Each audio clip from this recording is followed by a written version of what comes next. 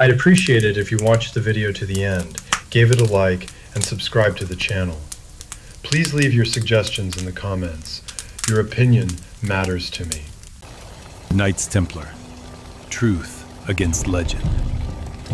Prologue. Butcher Street. 3 days before the execution on the Ile de la Cité, an unrelenting rain fell. The cold March water trickled down the moss-covered gutters of the temple, the very dungeon that the order had once built with its own hands for the French crown, and now used as a prison for its benefactors. Jacques de Molay, the 70-year-old Grand Master, could no longer move without assistance. 7 years of regular interrogations under torture had reduced his body to ruins. When, on March 18, 1314, 2 silent Dominican monks led him to the place of execution on the banks of the Seine, he addressed them with a single request: to be allowed to die while facing the Cathedral of Notre-Dame. The cathedral, built of light-colored limestone, was still relatively young, not yet 2 centuries old. Perhaps de Molay remembered that the same guilds that had built this church had also worked on the Templar fortresses in Palestine. In any case, the chronicles attest that the dying Grand Master smiled as the executioner tied him to the stake. The pyre was lit. Thick, greasy smoke crept over the island, and in the crackling of the flames, according to the chronicler Guillaume de Nangis, a low but distinct voice began to sound, as if coming from underground. Pope Clement, King Philip, Guillaume de Nogaret, before a year is out, I shall summon you to the judgment of God. I curse you. A curse upon your line to the 13th generation. The chronicler of the Abbey of Saint-Victor, Jean de Saint-Victor, whose accounts are considered more restrained, records the Grand Master's words far more soberly. He only said that the king and the pope would answer for his death before God. But legend, as so often happens, proved more eloquent than any fact. The consequences were not long in coming.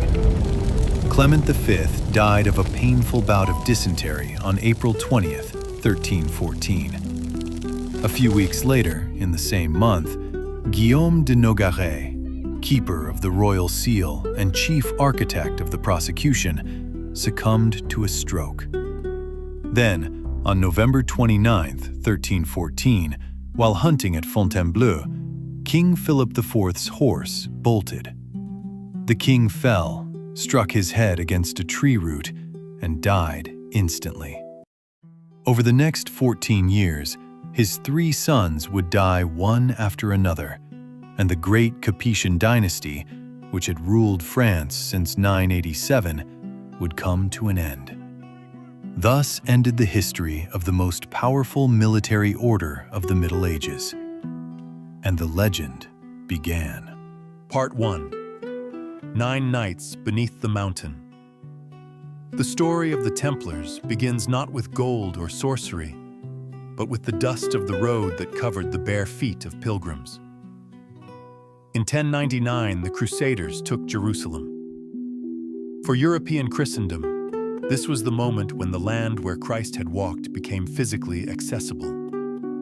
Pilgrims poured in a flood, but the road from the port city of Jaffa to Jerusalem was a 2-month journey on foot, and at every pass and by every well, bands of robbers lay in wait.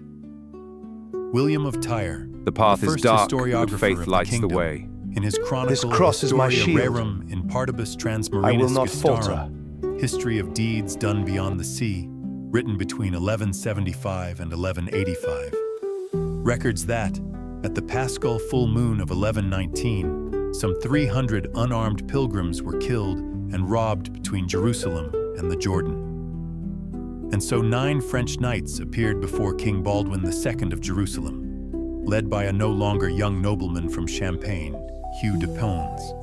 A curious detail: his surname translates from Old French as pagan, They asked for neither gold nor weapons, only permission.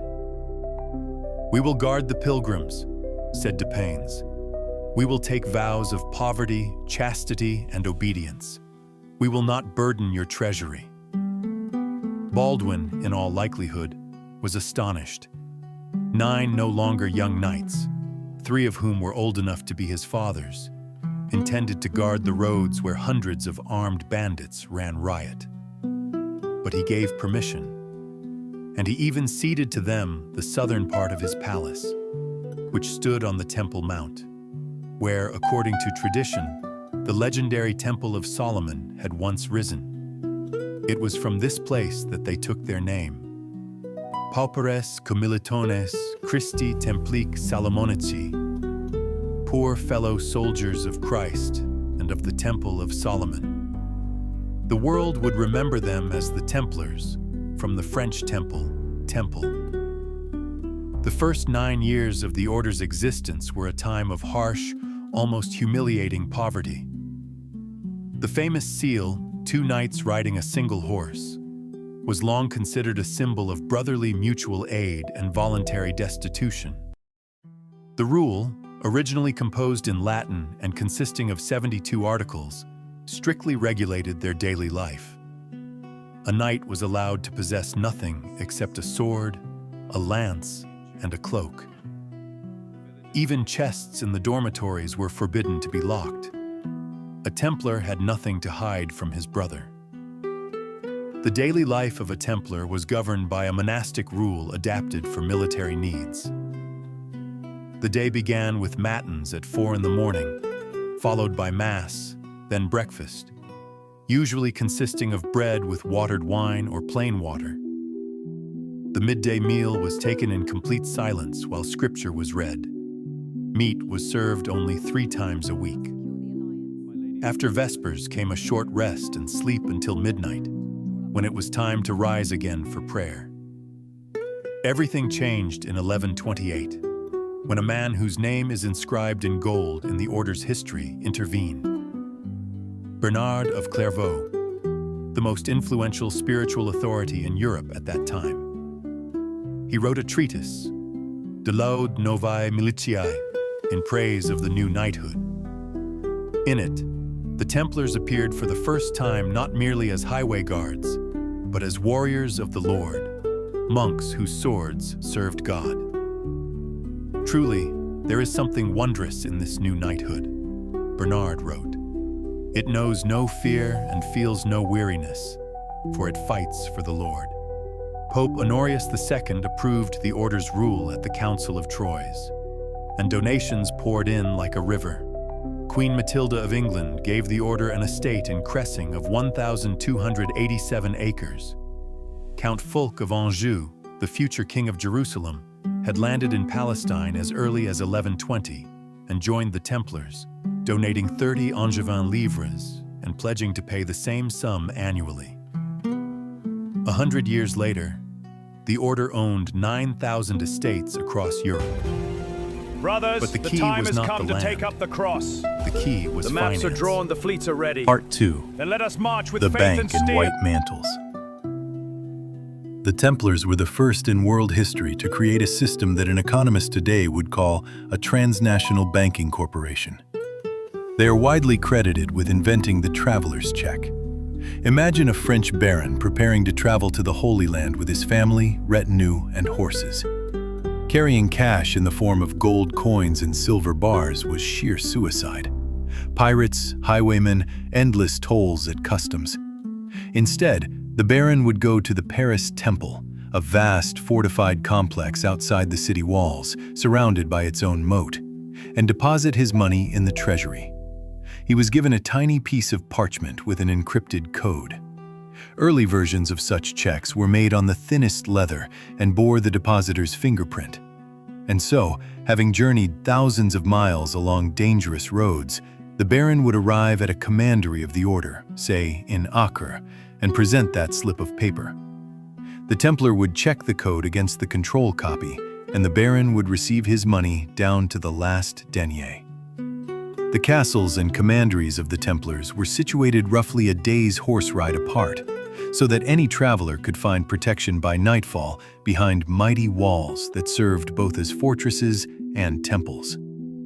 This system was absolutely reliable. The Templars did not invest deposits, did not put them into risky circulation, but simply kept them safe. Besides safekeeping, they engaged in money transfers and lending at what were, for the time, quite moderate interest rates, usually 10% per annum, while Jewish moneylenders, who were often forcibly expelled, could charge as much as 40%. They became the first professional treasurers of Europe. King Philip II Augustus of France kept his treasury in the Paris Temple. Henry III of England conducted all his financial operations through the Templars. It was precisely this power, the power of a creditor to whom kings were indebted, that destroyed them. Part 3. The King Who Knew How to Wait. Philip IV the Fair went down in history as the king who destroyed the Templars. But the real political intrigue was far more complex than the legend. In 1291, a catastrophe struck that changed the very meaning of the order's existence. The last Crusader stronghold in Palestine, the splendid city of Acre, fell to the assaults of the Mamluk Sultan Khalil al-Ashraf. Grandmaster Guillaume de Beaujeu died sword in hand while covering the evacuation of the inhabitants. The Templars lost their primary mission. The Holy Land was lost. The order moved its seat to Cyprus and later to France. Philip IV studied intently these men in white mantles with red crosses. He saw not defenders of the Holy Sepulchre, but a gigantic financial mechanism that lay beyond his control. The Templars answered directly to the Pope, not to the king. They were exempt from taxes. Their Parisian keep rose higher than the royal towers. Their wealth seemed inexhaustible. Meanwhile, Philip had just carried out a massive debasement of the coinage, reducing its precious metal content to somehow cover his debts. He was desperately in need of money. The king began to prepare an operation that intelligence historian Vitaly Radkovich described as perhaps the first well-planned secret police operation of such scale in the world. Sealed packages were sent to all royal bailiffs and seneschals. They were to be opened at the same hour, at dawn on October 13th, 1307. A few days before this, Jacques de Molay received a warning. He was advised to flee or at least to move the order's center to Portugal, where the young King Dinis favored the Templars. But the Grand Master did not believe the threat was serious. The King of France will not dare raise his hand against the army of Christ without the Pope's direct sanction, he is reported to have said. The king dared. On Friday, October 13th, a date that has since been considered unlucky in Western culture, around 2,000 Templars were arrested simultaneously across France. They took everyone, including de Molay himself, who was staying in Paris and had been granted the highest honor. On the day of his arrest, he was carrying the train of the Queen's cloak at her mother's funeral, a coincidence staggering in its cynicism. And so the trial began. Part 4. What is Baphomet? The charges brought against the Templars in the so-called list of 127 articles were monstrous, renouncing Christ and spitting on the crucifix during the initiation ceremony, worshipping a certain idol named Baphomet, blasphemously trampling the cross underfoot, homosexuality, and indecent kisses on various parts of the body upon entering the order. The modern British medievalist Malcolm Barber, in his fundamental work, The Trial of the Templars, 2nd edition, 2006, documents that almost all the accused who passed through the dungeons confessed their guilt. But they confessed under torture. The Inquisition, which Philip had effectively placed under the control of the crown, used a standard set: the rack, the Spanish boot, and suspension by the dislocated joints of the arms, with weights tied to the feet. The papal commission that later interrogated the Templars, without resorting to such harsh methods, obtained a completely different picture. The knights en masse, risking their lives, retracted their earlier confessions. At Chinon, several dozen people stated that under torture they had said everything that was wanted of them, and that if they were subjected to torment again, they would again confess to anything, even to having swallowed the sun. So what is Baphomet? In the protocols of the Inquisition, its descriptions vary to the point of complete absurdity. Some prisoners spoke of a bearded head, others of a figure with 3 faces. Still others mentioned a black cat that appeared at the order's gatherings. Historical scholarship leans toward the version that the name Baphomet is an old French corruption of the name of the prophet Muhammad. Baphomet equals Muhammad. And its veneration was concocted by the investigators to find grounds to accuse the Templars of secretly adopting Islam. Not a single statue, not a single material depiction of Baphomet has ever been found in none of the 9,000 commanderies of the order. Part 5. The Curse of the Grand Master. Pope Clement V hesitated for a long time, trying to preserve at least a semblance of papal jurisdiction over the order, but in the end, he betrayed it. On March 22, 1312, by the bull Vox in excelso audita est, a voice was heard on high. He abolished the order. The property of the Templars, by prior agreement, was to pass to their eternal rivals, the Hospitallers. But in practice, Philip IV seized everything he could get his hands on. Jacques de Molay and 3 other high dignitaries of the order, Geoffroy de Charnay, preceptor of Normandy, Hugues de Perraud, visitor of Europe, and Geoffroy de Gonneville, preceptor of Aquitaine, languished in prison for 7 years, during which time they were brought out several times for public penance and the reading of their confessions.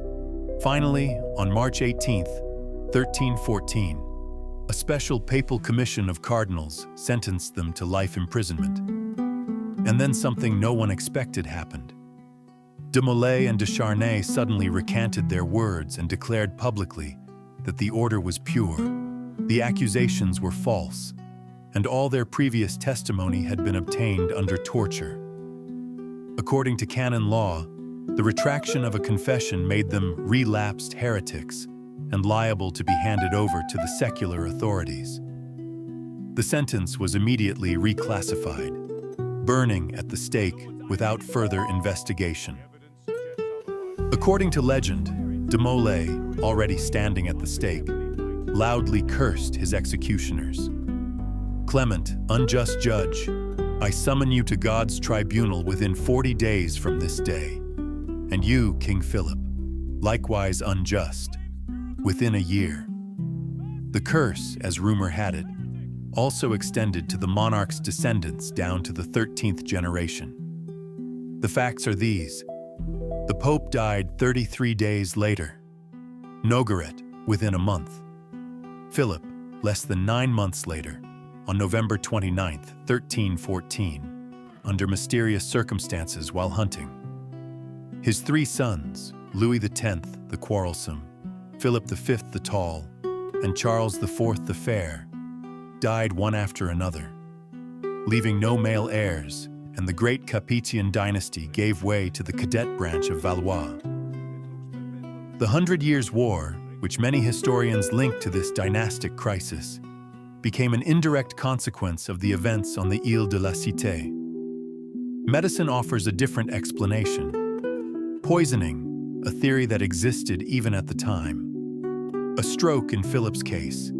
Dysentery in the Pope's, general unsanitary conditions. But to the people of the Middle Ages gathered around the pyre, it was clear. The curse was working. Part 6. The Vanished Gold. The most disquieting mystery of the Templars is the fate of their legendary treasure. When the royal bailiffs broke open the gates of the Paris temple, they found all manner of things. precious liturgical vessels, piles of parchments, land registries, relics of saints. The temple, notably, housed the Savior's crown of thorns, later purchased by St. Louis.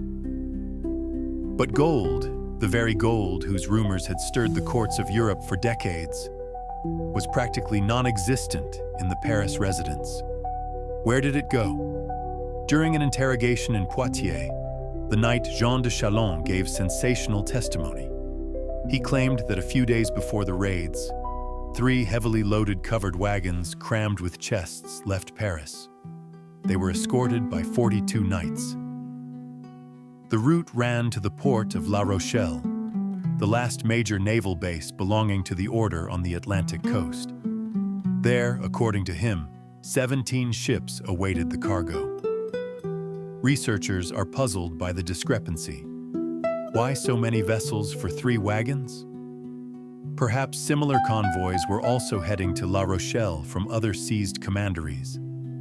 The knights who accompanied the Paris cargo are listed among those who evaded arrest. The Templars' treasure was sought everywhere for centuries. In the cellars of the Château de Gisors, on the border of Normandy, where an underground cache is supposedly located. On the island of Rhodes, where the Hospitallers went and possibly part of the treasury. In the Baltic region, where according to some accounts, scattered detachments of Templars made their way. In 1947, the legendary Soviet treasure hunter Ignacy Stiletsky, whose work was overseen by a special department of the KGB, seriously attempted to find it. He believed the gold had ended up in the underground vaults of the Moscow Kremlin, having been taken there via Novgorod and secret waterways. And in 1952, the famous cryptographer and occultist de Gracia explored the Château d'Argeny in France, finding an Egyptian sign indicating that here, both a spiritual and a material treasure are concealed. In vain. Perhaps the answer is far more prosaic. The Templars' gold is a myth based on a misunderstanding of the nature of their wealth. The order was immensely rich, not in cash, but in assets. Lands, real estate, promissory notes from monarchs, and credit obligations. It was precisely these that Philip confiscated. Part 7. War and Peace. It would be a mistake to think that the Templars' activities were limited to financial operations alone. They remained, above all, a military force, the most disciplined and best-trained army of the Crusader kingdoms. In the famous Battle of Montgisard, November 25, 1177, a detachment of 80 Templars under the command of Odo de Saint-Amand, together with King Baldwin IV, the Leper, utterly routed Saladin's vastly superior army, which lost, by various estimates, up to 90% of its strength. Here is how their fighting qualities are described by William of Tyre, who was by no means an unqualified supporter of the order. They throw themselves into battle like lions, knowing no fear, and prefer to die rather than retreat even a single step. Their discipline surpasses anything that can be seen in secular armies. Indeed, the military rule of the Templars, supplemented by the les retraits, was unique for its time. Marching in column formation, a strict prohibition on looting, and a ban on leaving the formation without orders. If the Turks surrounded the column, the command, "Form circle," would ring out, and the knights would instantly redeploy into a ring, leveling their spears. Attacking without orders, losing the banner, or fleeing the battlefield carried a single penalty: expulsion from the order in disgrace, a punishment that, for a knight, was considered worse than death. It was precisely thanks to this discipline that the Templars remained the shock corps of the Crusader armies for nearly 2 centuries, taking upon themselves the most desperate rearguard actions and the most perilous vanguard attacks. And it is precisely why their destruction at Acre in 1291, where nearly all the defenders of the fortress city fell, became for the order not only a military catastrophe, but also the loss of its very reason for being. Part 8. Knights of the Grail and their heirs. The legend of the Holy Grail, the cup from which Christ drank at the Last Supper, and into which Joseph of Arimathea collected his blood, was born at the court of the Counts of Champagne, the very same who, at the dawn of the order's existence, patronized the first Templars. Chrétien de Troyes, court poet to Marie of Champagne, created the genre of the chivalric romance, and Wolfram von Eschenbach in Parzival, 1195 to 1216, explicitly depicted the Templars as guardians of the Grail in the castle of Montsalvesche. Knights in white mantles bearing red crosses protect the sacred chalice that grants eternal life. The historical Templars never claimed to possess the Grail, but they never denied such rumors either. Their silence worked in their favor, creating an aura of mystery and chosenness.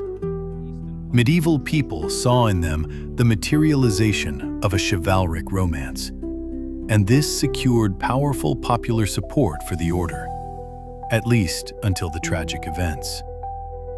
In the 18th century, the legend's mantle was taken up by the Freemasons, who eagerly traced their lineage back to surviving Templars who had supposedly fled to Scotland and woven Eastern wisdom into the architecture of the famous Roslin Chapel, with its whimsical carvings reminiscent of Masonic symbolism. In the 20th century, these ideas were further developed in The Mystery of the Cathedrals by Fulcanelli and The Holy Blood and the Holy Grail by Bagent, Lee, and Lincoln, which inspired Dan Brown to write The Da Vinci Code, a novel in which the Templars are transformed into guardians of a secret dynasty descended from Christ and Mary Magdalene. Yet the historical truth is more prosaic, and therefore more valuable. After the official dissolution of the order in 1312, the Templars did not vanish without a trace. They were simply reorganized. In Portugal, King Dinis, who immediately refused to recognize Philip's charges, created the Ordem Militar de Cristo, the military order of Christ, into which all Portuguese Templars were smoothly integrated, along with their property and fleet. It was under the flags of this successor order that, a century later, the greatest geographical discoveries would be made, including the expeditions of Vasco da Gama. In England, Germany, and France itself, many Templars joined the Hospitaller orders or returned to secular life. However, historians have found no evidence of any secret organization existing continuously from the 14th century to the present day. Epilogue. Smoke over the island. On the morning of March 18, 1314, Jacques de Molay was burning at the stake. According to the most poetic version, his last words were a curse.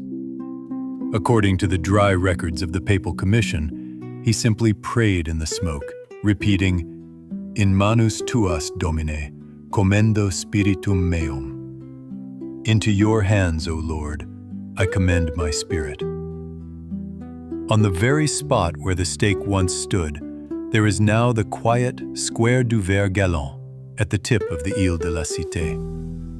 Tourists pose for photos with Notre-Dame in the background, unaware that they are sitting on a bench above the ashes of the Grand Master, the place where, in March 1314, history broke off, only to begin anew as an eternal legend. The story of the Templars is a mirror in which every century sees a different reflection. To the 12th century, they were the saviors of pilgrims. To the 13th, the shock troops of Christendom and the creators of the first transnational financial system. To the 14th, heretics and sodomites whose execution confirmed the triumph of royal power over papal authority. To the Enlightenment, forerunners of the Freemasons and martyrs of despotism. To our own time, keepers of occult secrets and indispensable heroes of conspiracy thrillers. The truth is that the Templars were all of these things at once, and none of them in isolation. Their real history, the story of 9 aging knights that grew into the chronicle of a mighty empire, captivates the imagination no less than any legend. But where does the documented fact end and the myth begin? A myth capable of cursing dynasties and hiding treasure underground. The answer to that question still hangs in the air above the Parisian island, like the smoke of a fire long extinguished, but never forgotten.